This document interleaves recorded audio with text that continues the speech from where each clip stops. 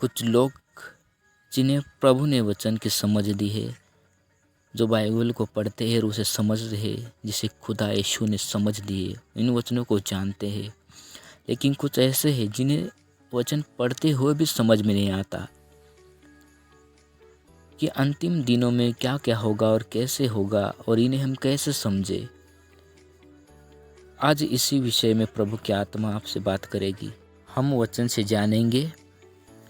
जब वह जैतून पहाड़ पर बैठा था तो चेलों ने एकांत में उसके पास आकर कहा, हमें बता कि ये बातें कब होगी, तेरे आने का और जगत के अंत का क्या चिन्ह होगा।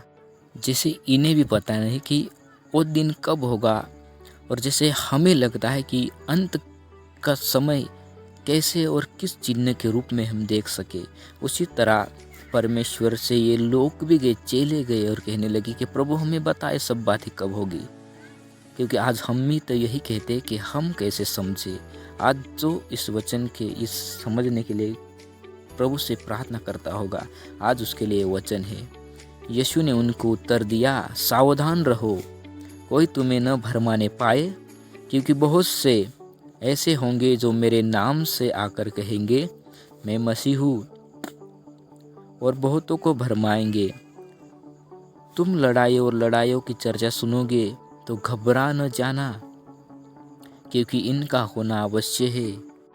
प्रभु कहता है कि लड़ाइयों की चर्चा होगी और तुम घबरा न जाना, क्योंकि इनका होना अवश्य है। हमने अपने समय में देखा कि बहुत सी ऐसी लड़ाई हुई। अभी कुछ महीने पहले ऐसी लड़ाई हुई जहाँ बहुत से शहर उजड़ गए, क्योंकि ये सब हो रहा है। यही तो हम सोचते कि कैसे अंत का समय होगा, परंतु उस समय अंत न होगा। प्रभु कहता है कि इस समय अंत न होगा, उस समय जब लड़ाइयाँ होगी तब अंत न होगा। लेकिन प्रभु हमसे कुछ समझाना चाहता है, हम समझ सके, क्योंकि जाति पर जाति और राज्य पर राज्य चढ़ाई करेगा, और जगह जगह अकाल और बड़े बड़े भूकंप होंगे। ये सब बातें पीड़ाओं का आरंभ होगी। ये सारी बातें इस बड़े कष्ट की पीड़ाओं का शुरुआत होगी, क्योंकि ये शुरुआत हो चुकी है और इसमें हम जीते हैं। और हमें सावधान रहना है। जो विश्वास करते हैं उन्हें पता है कि मैं ना भरमाए जाऊंगा, क्योंकि मैं प्रभु कहता है, प्रभु का वचन मैं जानता और ये वचन मुझे पता है, तो मैं दूसरे मसीह पर क्यों विश्वास करूं। लेकिन प्रभु कहता है सावधान, ये सब बातें पीड़ाओं का आरंभ है। और इससे सावधान कौन हो सकता है? जो प्रभु का भय अपने में ऐसा समाये कि प्रभु से वो इतना डरे, वही इन सब बातों का पालन कर सकता है। क्योंकि प्रभु का भय मानना बुद्धि की बात है, और इसी से मनुष्य इन सारी पीड़ाओं से निकल सकता है। क्योंकि मनुष्य जब डरेगा परमेश्वर से, तो हर बार उसका वचन मानेगा और उसके वचन पर चलेगा। तब वे क्लेश देने के लिए तुम्हें पकड़वाएंगे और तुम्हें मार डालेंगे, और मेरे नाम के कारण सब जातियों के लोग तुमसे बैर रखेंगे। तब बहुत से ठोकर खाएंगे और एक दूसरे को पकड़वाएंगे और एक दूसरे से बैर रखेंगे। बहुत से झूठे भविष्यवक्ता उठ खड़े होंगे और बहुतों को भरमाएंगे। अधर्म के बढ़ने से बहुतों का प्रेम ठंडा पड़ जाएगा, परंतु जो अंत तक धीरज धरे रहेगा उसी का उद्धार होगा। अधर्म के बढ़ने से बहुतों का प्रेम ठंडा पड़ जाएगा, परमेश्वर कहता है। क्योंकि आज इसका चिन्ह हम कलीसिया में देख सकते हैं। हमारे जीवन में आसपास जो विश्वासी लोग हैं उन्हें देखें कि सच में इसका पहले जैसा विश्वास बना है, या पहले जैसा इसका प्रेम प्रभु के साथ है, क्या प्रभु के साथ वफादारी का जीवन जीता है। यही तो चिन्ह है इस वचन के। यह तो प्रभु हमसे कहता है कि ऐसे तुम इसे जांचो परखो, क्योंकि परमेश्वर कहता है कि मेरी प्रजा बिना बुद्धि की नाश होती है, बिना ज्ञान की नाश होती है। इसलिए इन वचनों को समझे। प्रभु की आत्मा आपसे बात करे, क्योंकि प्रभु यही हमें सिखाता है कि यह सब हमें सुनकर अपने में ग्रहण करना और इस पर मन लगाकर इन्हें सोचे कि यही तो है सब जो प्रभु ने अपने चेलों को सिखा दिया। चेले जब उसे पूछते थे तो परमेश्वर ने ही उन्हें बताया कि ऐसा ऐसा होगा। और चेले कौन है? तू है चेला, तू है प्रभु का चेला जो प्रभु से कहता है ना, प्रभु मुझे बता, मुझे समझा, ये सारी बातें कब होगी, मुझे समझ में नहीं आती, मैं इन्हें कैसे समझूं। तो प्रभु तुझसे कहता है हमें प्रतिदिन प्रभु के वचन सुनने और पढ़ने और मनन करने वाले बनना चाहिए, क्योंकि जब हम अंत के चिन्ह हमारे आंखों से देखते हैं, और बहुत से ऐसे लोग हैं जो कहते हैं कि प्रभु ने हमें कहा कि प्रभु का दिन कब होगा, ये पिता पुत्र भी नहीं जानता, सिर्फ पिता जानता है, लेकिन प्रभु ने हमें साफ साफ बताया और मैं तुम्हें आगे बताऊंगा। प्रभु हमसे कहता है कि अंतिम दिनों में अधर्म, ऐसा समय होगा कि अंतिम दिनों में अधर्म बहुत ज़्यादा बढ़ेगा और उनके चिन्ह ये होंगे कि अब तुम्हें मैं वचन के द्वारा बताऊंगा। पर यह स्मरण रख कि अंतिम दिनों में कठिन समय आएंगे, कठिन समय आएंगे। प्रभु कहता है अब ऐसे कठिन समय है कि तुम इन कठिन समय को कहाँ देखोगे? अपने अड़ोस पड़ोस में देखो, अपने आसपास आपके मित्रों में देखे, जो आपके अपने हैं उनमें देखे, जो प्रभु को नहीं जानते और जो जानते फिर भी उन्हें देखे।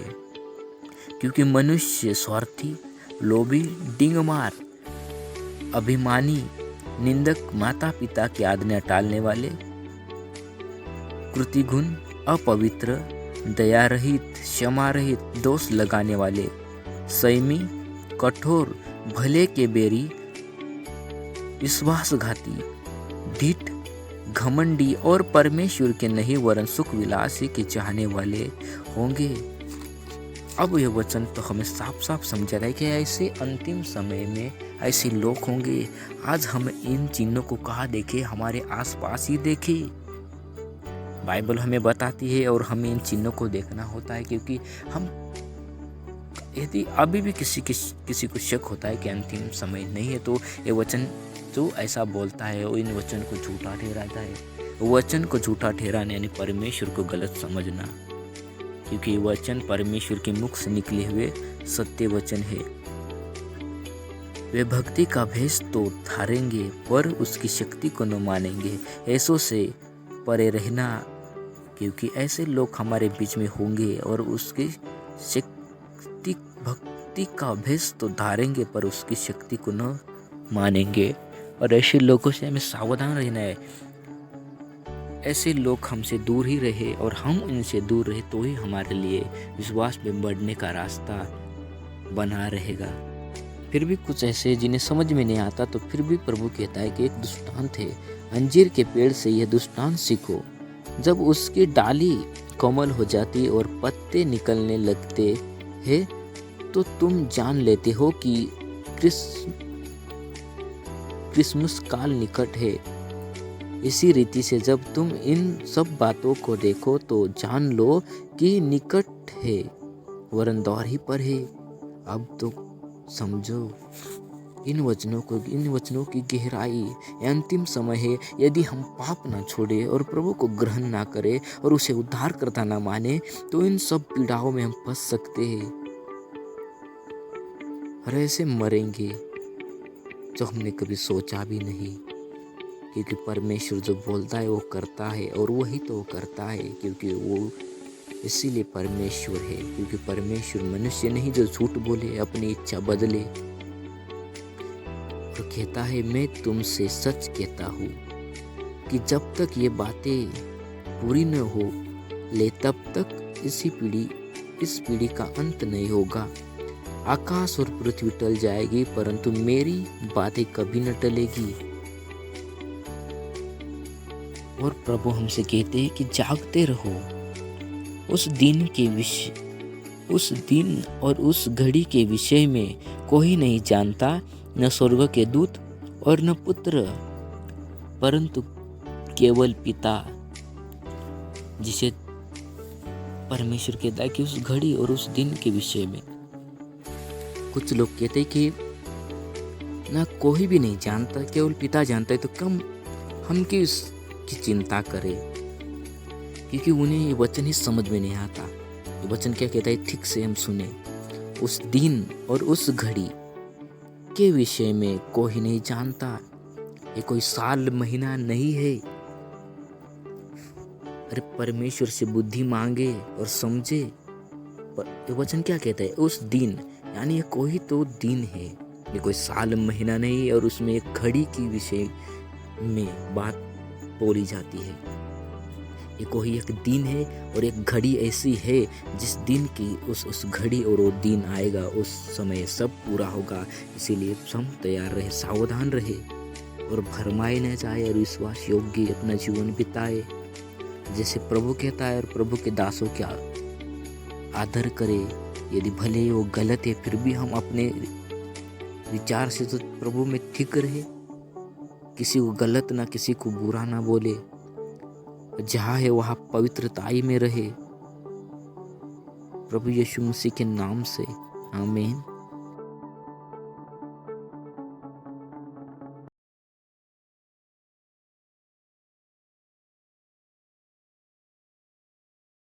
और यूक्रेन युद्ध के बीच खुला नया वॉर फ्रंट। सीरिया में अमेरिका और ईरानी फोर्स का अटैक। अमेरिका और ईरानी फोर्स का एक दूसरे पर ताबड़तोड़ अटैक। दोनों तरफ से दागे गए कई रॉकेट, एयरक्राफ्ट से ईरानी बेस पर भी हमले की खबर है।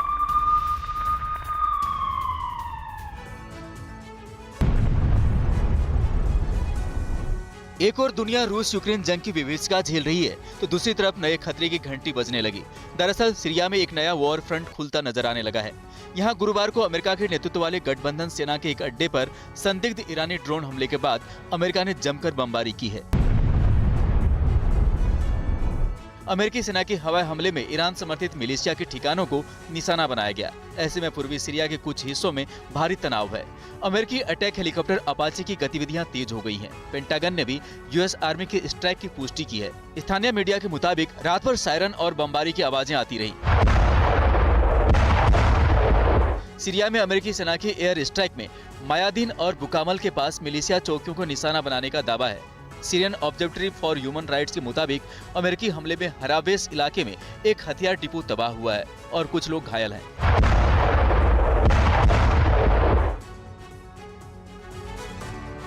और वहीं अमेरिकी बेस पर हमले को लेकर जो बाइडेन की तरफ से बड़ा बयान।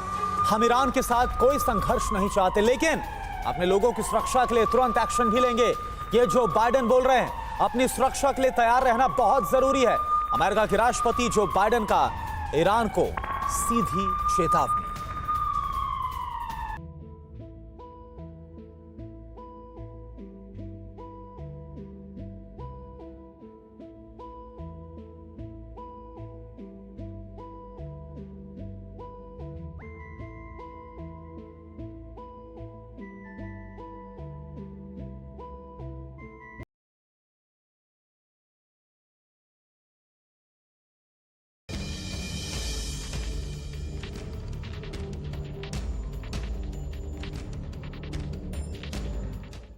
सीरिया में 6 फरवरी को आए भूकंप के बाद इमारतों के मलबों से शवों के निकलने का सिलसिला जारी है। इस भूकंप ने तुर्की के कई शहरों को तबाह कर दिया। इस आपदा में जिंदा बचे हुए कई लोग बेघर हो गए। दोनों देशों में मलबे से 40,000 से ज्यादा के शवों को निकाला जा चुका है। वहीं संयुक्त राष्ट्र की ओर से बताया गया है कि सीरिया में रेस्क्यू ऑपरेशन बंद होने जा रहा है। जी हाँ, न्यूज एजेंसी रॉयटर्स के मुताबिक तुर्की में बीते मंगलवार को मलबे से 9 लोगों को बचाया गया। अब रेस्क्यू उन लोगों पर केंद्रित हो गया है जिनके पास इस कड़कड़ाती हुई सर्दी में खाना और रहने की जगह नहीं है। तुर्की के राष्ट्रपति एर्दोगन ने कहा है कि भूकंप के बाद अब हालात नियंत्रण में है। तुर्की के राष्ट्रपति ने बताया कि भूकंप से मरने वालों की संख्या 35,418 हो गई है। एर्दोगन ने बताया कि 2 करोड़ से ज्यादा लोग पहले ही प्रभावित इलाकों को छोड़ चुके हैं और सैकड़ों इमारतें खंडहर में तब्दील हो गई है।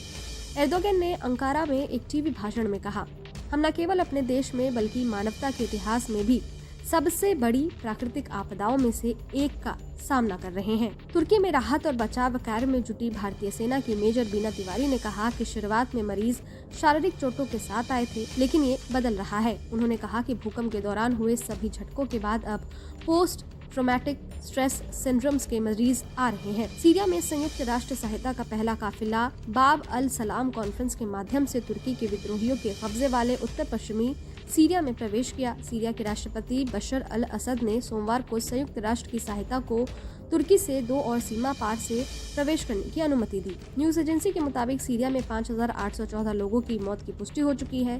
संयुक्त राष्ट्र ने कहा है कि सीरिया में लगभग 9 मिलियन लोग भूकंप से प्रभावित हुए थे, क्योंकि इसने $400 मिलियन की फंडिंग की अपील की थी।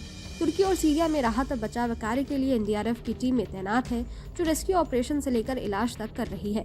सेना के C-17 ग्लोबल मास्टर विमान के जरिए तुर्की और सीरिया में मोबाइल, अस्पताल, दवाई और कई राहत सामग्रियों से भरी 5 फ्लाइट भेजी जा चुकी है। इसके अलावा एक C-130 विमान पर भी राहत सामग्री भेजी गई है। Team news nation.